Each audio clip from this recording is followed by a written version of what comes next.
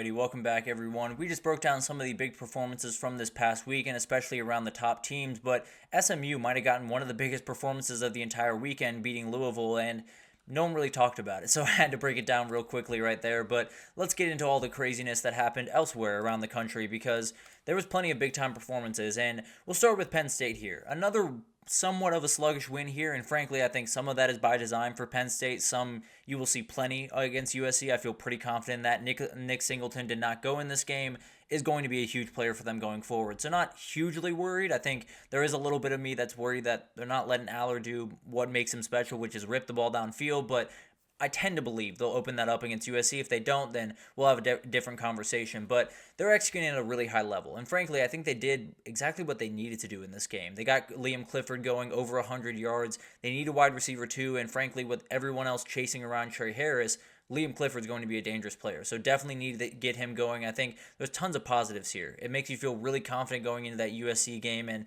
frankly, I think they left a little bit on the shelf because the real season starts this week. When you talk about Penn State, winning games like UCLA, winning games like Illinois was not necessarily the problem by any means at Penn State. They were able to win those games. They were able to win them relatively comfortably, except for a couple of outlying moments. But the reality is, you got to beat USC. You got to beat Ohio State, and USC just became a little bit easier of a task. I'll be totally honest about that, but you got to win those games. You got to win the ones that everyone looks at and says, well, it's Penn State. They're not going to win that big-time game in prime time. There's no way. You got to win one in LA, and as Big Ten teams have not fared well going out west, and we'll break that down probably on tomorrow's show, but it's one of those things that you got to execute from here forward, and you got to execute at a ridiculously high level just to prove that you're different than past Penn State teams. You lose to USC, you lose to Ohio State, then the narrative is exactly the same that it's always been, and frankly, it probably should be. But moving forward to Clemson, this is another little bit of a sluggish win. This is one where I don't know if Clemson put out their A-plus ball, and I don't know if they were meaning to. They didn't necessarily do a ton of stuff offensively that was all that scary. They played incredible defense, to be totally fair, and frankly, I do think Florida State's found their quarterback. As upsetting as that sounds, scoring 13 points, I do think Brock Glenn is their guy going forward. This offense moved a lot more efficiently with him on the field, and frankly, it's not going to look good. Let's just be totally honest with each other. It's not going to look good. These wide receivers really hate the football, apparently, so that's something that they're going to have to navigate going forward. But the reality is, Florida State is one of those teams that it's not going to look pretty offensively.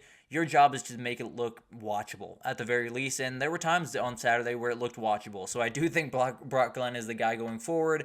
At this point, you just got to be able to find any positive you possibly can, and Brock Glenn was something of a positive in this game. And then for Clemson, I think they just execute. It's one of those games that I'm not going to put a ton of stock in going forward. I expected a little bit bigger of a win, I'll be totally honest with you. But at the end of the day, you have Cade Klubnik, no INTs in this game, over 200 yards, 2 touchdowns. He did exactly what he wanted. And, if that's a shaky performance from your quarterback, you got to feel really good about your quarterback going forward. So it's one of those games that, yeah, we can nitpick problems with Clemson and we can nitpick all the different things, but they did exactly what you expected them to do and dominated this game pretty much from start to finish. We got to talk about Iowa State, guys. I think you talk about this team, there's so many different things that could have gone wrong for this team early on in the season. They just able to respond, and even early on in this game, Baylor was putting up a really good fight early on in this one, and then Iowa State just rolled them the rest of the way. Jalen Jackson is becoming a very dangerous player for Iowa State. He's becoming their main running back. 15 carries, 107 yards, 2 scores for them on Saturday. He's doing everything, especially Abu Sama not necessarily playing the elite football you would expect. Having someone like Jalen Jackson has been absolutely huge for that team, and he's going to be a dangerous player coming the rest of the season. And then Iowa State has joined BYU and Colorado as the 2-0 teams in that conference. Then Texas Tech did take the lead with 3-0, and we'll break that in that game probably tomorrow. So craziness over in the Big 12, and imagine that. It was going to be a crazy year, and it's playing out exactly that way, maybe even a little bit crazier than I thought it was going to be. And Iowa State has been the most steady team thus far, so huge amount of respect to them. Definitely some pitfalls coming forward, so we'll see what this team can do, but huge win here, and they keep moving forward undefeated. We got to talk about Ashton Jeanty, guys. He is absolutely different in every way, and he had 13 carries, 186 yards, 3 scores. 186 yards didn't even hit his over for this game. That is insane. That should never be the case. 186 yards should blow your over out of the water. He was short by 2 yards, so he's incredible. He's everything that you possibly could want him to be. I know a lot of y'all saw those highlights from this past weekend, and he was taken out halfway through this game. Portland State, in this game, they decided to take him out at halftime. I don't know the reasoning behind it, frankly. I want him on the field. If I'm being totally honest, I think when you talk about Boise State, obviously you want to make a CFP run. Obviously you want to do this, that, and the other. Winning a Heisman would be a once in a program defining thing. It would be totally different than anything you've done before, and obviously the CFP would be as well. But I don't know. I very much want him to win this thing, and frankly, I think he's playing as well as pretty much any running back I've ever seen. He could have 1,200 yards right now. He's right around 1,000, but he has 461 and more yards and 7 more touchdowns than what Derrick Henry had at this point in 2015.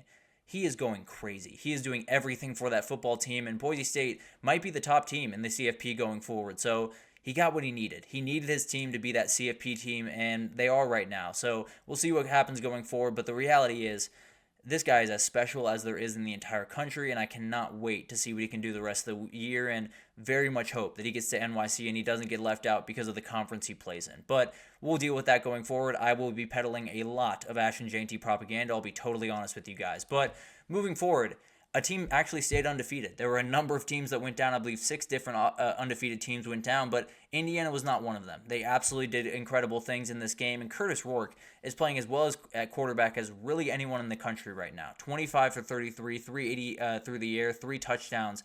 He was incredible, and he does everything this team could possibly need him to do. Elijah Surratt is such a monster on the outside that sometimes it's just about putting the ball up for him, letting him go make plays, but this guy is executing at a ridiculously high level, and frankly, he's a huge reason that Indiana's even sniffing undefeated right about now. But this Indiana team is real. I think they're one of those teams that I understand, haven't had that big-time matchup and will have against Nebraska this upcoming weekend. But the reality is they're really fun to watch. They're really well coached. And whenever they get on the football field, I don't think there's a team that's totally going to outpace them. I don't think there's a team that's going to bury them from the jump and be able to totally pull away, just because of how dangerous this offense is. So it'll be awesome to watch this team going forward. One of the undefeated teams in the country. I believe there's 10 left, 11 left. So it'll be incredible to watch them going forward, and we'll see what they can do against the team that got the big time win in the Big Ten this past weekend. This was Big Ten football. There's no two ways about that. Nebraska was able to get a very, very gross win, 14-7. Neither quarterback topped 200 yards passing. Both had at least one interception, and both teams couldn't really run the ball very effectively, frankly. The defensive fronts were incredible in this game, and there were plenty of punts. No two ways about that. But Nebraska does get it done. Rutgers did have a drop in this game that absolutely could have changed it. Probably would have been 6 points, or definitely would have been 6 points, and then things would have happened going forward. But at the end of the day, you can't run the ball this ineffectively and expect to win if you're Rutgers. 2.4 yards per carry, that just can't happen going forward. I think they understand that can't happen, and once it started to happen, I think they got a little bit nervous on that sideline. But huge win for Nebraska, gets them back into at least the conversation. I think the Big Ten's going to be hard to make a run in because of how good Ohio State and Oregon are playing, but the reality is giving yourself a shot is all you can do right about now. And Nebraska's doing exactly that after a very, very tough loss to Illinois, able to bounce back against Rutgers. Huge, huge win, and definitely sets them up to at least make some noise in the Big Ten going forward. Cannot wait to see what this team does going forward.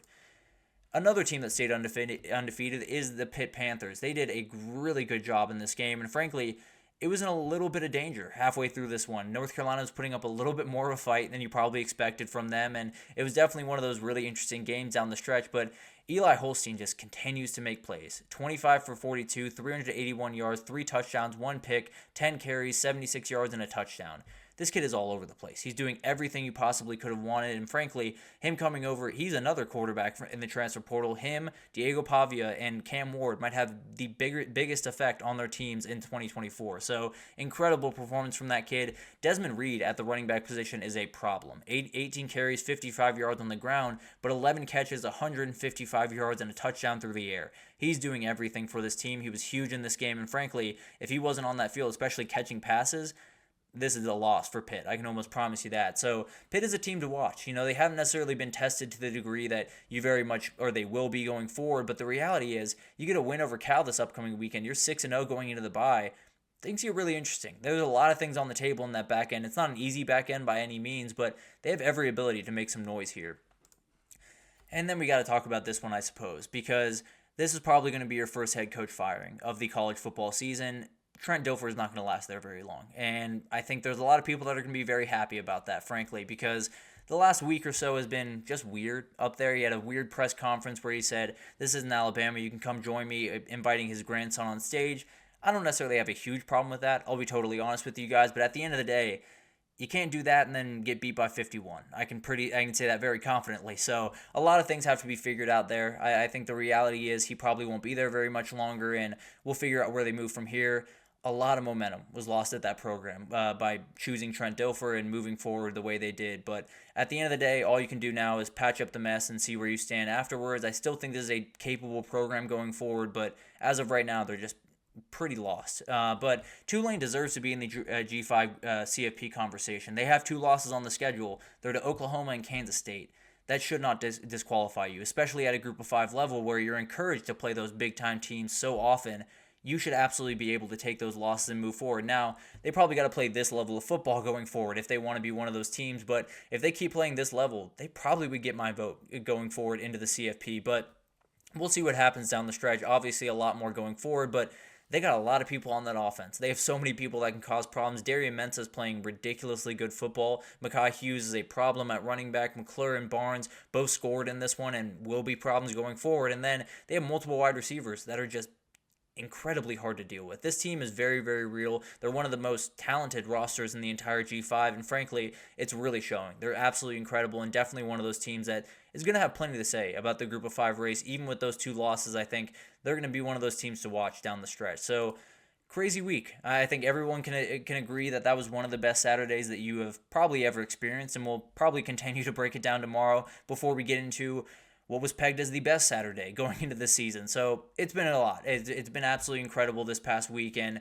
we'll definitely continue to break it down probably tomorrow. But that'll do it for this edition of the GSMC College Football Podcast, brought to you by the GSMC Sports Network. Your support means a lot to us, so please remember to subscribe to the show, leave a positive review. It does make a huge difference for us. Also, follow us on Facebook, Twitter, TikTok, Instagram, all the social pages for all the content and updates you could possibly need. We have really incredible people doing awesome work across every single sport you can want. If you want more of the NFL, had a crazy day yesterday, you can go over to the football podcast. If you want a little bit more baseball, I think we do have that on the way. We have a number of different things that have absolutely pretty much anything in the world of sports. We totally have you covered. But thank you once again for listening, and I will see you guys tomorrow to continue to break down that crazy weekend we just had.